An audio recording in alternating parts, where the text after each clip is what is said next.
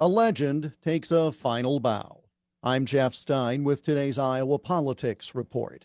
You no doubt heard the news earlier this week. This will be the final week of the Jim Bohannon Show on some 600 radio stations across the country, including KXEL.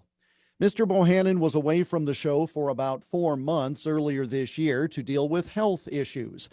I'm sorry to tell you that is also the reason he is leaving the program after Friday night's edition. Now, KXEL has high school football programming that preempts much of the Friday show, but fear not, we will air the final Bohannon program in its entirety on Saturday from 9 to midnight, in the space where you normally hear the best of Bohannon. That's fitting, since many of us first came to know Jim Bohannon when he hosted a Saturday night national program on the Mutual Network. He was the regular fill-in for Larry King on his popular late-night program, and when Mr. King left the slot to focus on his CNN television program, well, it became the Jim Bohannon Show.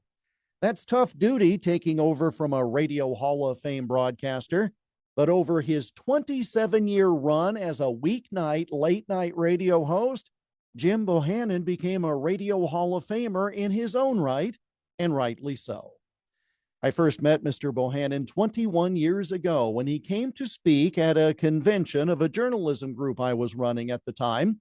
He made trips to Iowa 4 times in that 2 decades, and I always like to tell listeners that he is just as you would want him to be, that the guy you hear on the radio is the guy you see in person, sharp, intelligent, witty, and always gracious. I'm sorry to say that's not always the case with nationally known media personalities. No radio station ever had a better host to work with in doing interviews, recording promotional announcements, etc.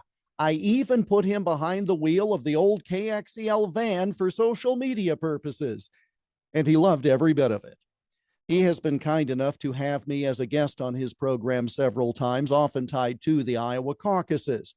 And he has even shared some of these commentaries with his national audience.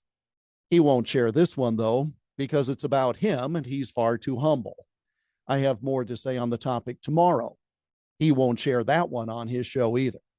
And that's the Iowa Politics Report for Wednesday, October 12, on Twitter, Instagram, Getter, Parler, and Truth Social at Iowa Politics. I'm Jeff Stein on News Talk 1540 KXEL.